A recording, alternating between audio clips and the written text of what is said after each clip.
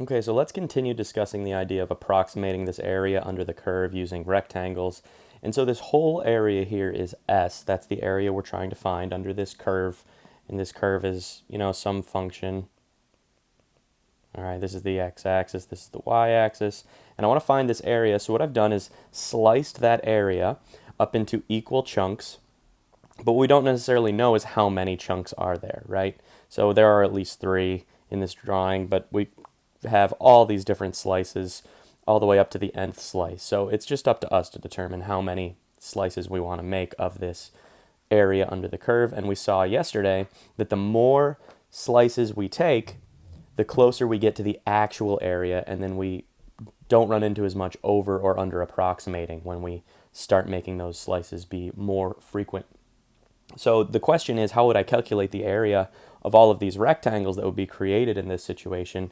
And that leads us to, what is this distance, right? We want these to be equal areas. And we saw in some examples in the homework yesterday that, you could do this with unequal areas, but then you're going to get even less accurate results. So let's have these be equal areas. And so what are these lengths, the distances between each x value?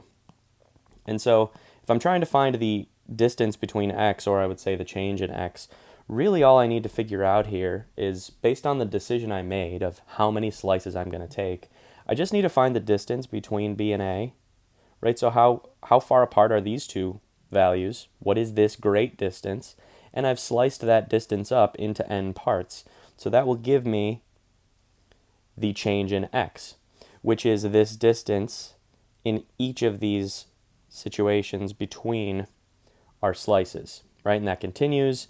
This distance here is also that same change in x. This distance here is that same change in x. I've got some spots here where I don't know, there might be more slices in this area. So we're just showing that there could be an infinite number of rectangles that we're going to create there. So these strips divide the interval into n subintervals. And in this situation, we've got the case where x naught, or x sub 0, our initial position is a, right? So if this is x sub 1, then this would be x sub 0. That's our first position here. And so if I said, well, what is our second position, or x sub 1, that's going to be a plus whatever that change in x is that we just came up with. And ideally, that's a real number. And this pattern continues, right? Because if I want to know where that second x value is, that's just a plus 2 of these changes in x. And this pattern continues forever and ever and ever until eventually we have our nth location on the x-axis, which is just b in this case. So we've got this pattern where we're adding that same change in x. We're creating the same sized intervals to build these rectangles from. And so now we're going to decide, do I want to approximate this thing from the right, or do I want to approximate it from the left? Because depending on how I do that, my calculation is going to be a little bit different. So right now, let's approach it from the right. And I'll just use green to do a right-hand approximation. And let's say the area of our approximations of n rectangles. And I'm going to sketch this in to just show what this is going to look like here. So if I draw these green right-hand approximation triangles, this is going to come up to the first point where I hit on my function of f of x and create a rectangle from that. So this would be that first rectangle. It's a right-hand approximation because I'm using the right side of each of these rectangles to intersect with the function. Okay, and then I would have another one here at x2, right, that intersects with the function, comes across. x3, looks like this one might be an over approximation. And so this continues. We've got some more right-hand approximations that would happen here. So hopefully you're visualizing this correctly and seeing where this would be an over approximation and where it would be an under approximation. But let's take a look at just this first rectangle for a minute. If I want to know its area, how am I going to figure that out? Well, it's going to come down to what this point is here. And we saw that that's a useful point yesterday as well. That point has the coordinates x sub 1, and its y value is whatever f of x sub 1 is. And we don't have an equation for this function right now, so I just have to leave that as f of x sub 1. So when I calculate the area of this rectangle, it's going to be the width of the base, which is my change in x, whatever it is, times f of x sub 1. That's that first rectangle. What about the second rectangle? Well, that's also going to have the same width, so change in x times, but this point is the point x2 f of x2. So the height of that rectangle is f of x2. And so this continues, right? We have change in x times f of x3, and then change of x times f of x4, and eventually we have change of x times f of xi, and f of xi minus 1. Those are all included, all the way up to the final point where we're going to calculate this, which is at xn, and n is at b.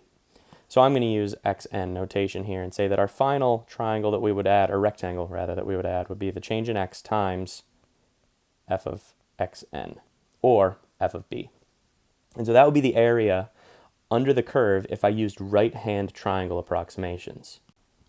Now let's just observe how this would change if I had used left-hand approximations instead, because the calculation won't exactly be the same.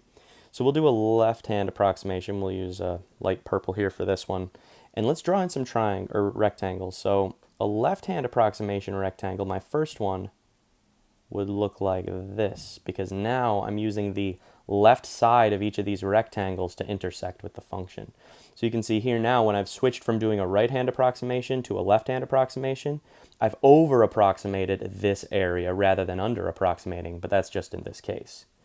So then if I did the same thing with my second section, S sub 2, that would also be a slight over-approximation. Looks like I might have a slight under-approximation in my third section.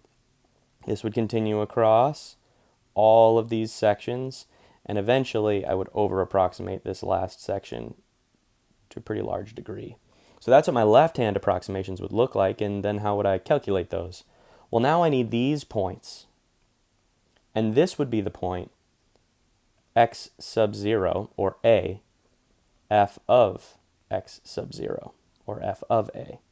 So the area of that rectangle is going to be the change in x times f of x sub 0, or a, f of a, plus, what's the area of this second rectangle? Well, it's also got a base of delta x, but what is its height? Its height now is not f of f sub 2 anymore, which is where it was with our right-hand approximation. Now its height is determined by this point, which is f of x sub 1. So the height of this rectangle is now f of x sub 1, and this is where you'll start to see the pattern just continue, and it's going to look a lot like the right-hand approximation that we just did, but with some differences on the ends of this series that we're building here. So this continues over and over and over, right? I could write in this next one, delta x times f of x sub 2. That would be my next rectangle. And I'm just going to get some of this stuff out of the way here. Nope. Okay, I just had to draw over it with a black that I guess is not the same black as the background, but this pattern continues until finally we get to this last rectangle, which does have a width of delta x, but its height is not determined by f of x sub n. It's determined by f of x sub n minus 1.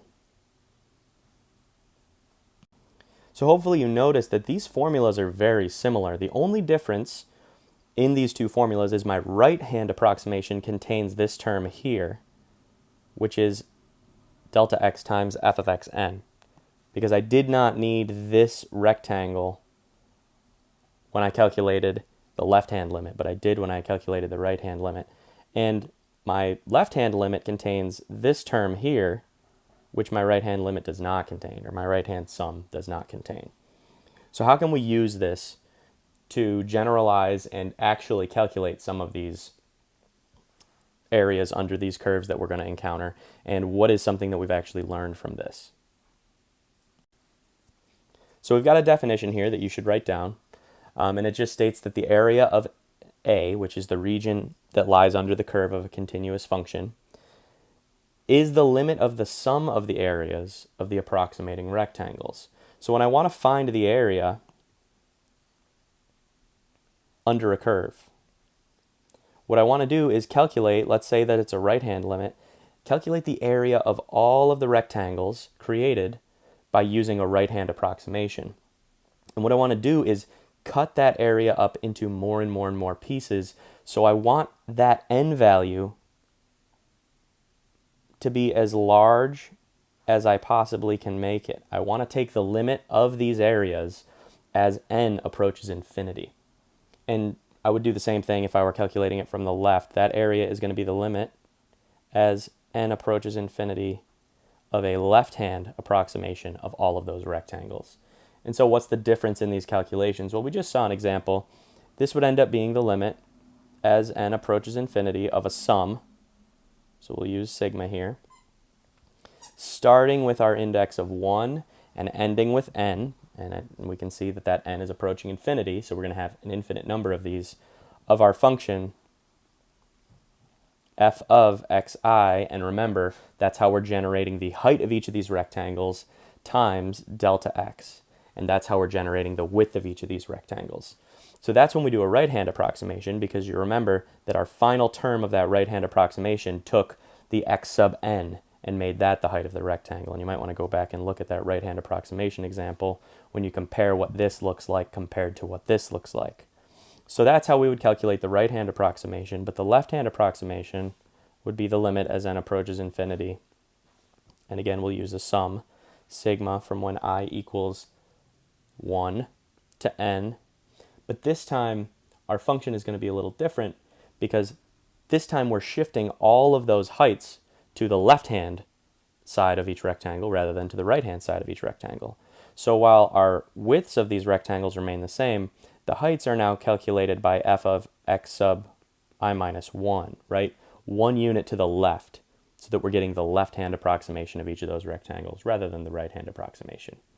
And so when we did this, you saw that we had a whole string of terms that came from this and what that ended up equaling. But this is essentially the way we're going to calculate these left-hand limits or right-hand limits to get as close as we can possibly get theoretically to those areas under the curves using Riemann sums. And we'll pick up where we left off here tomorrow.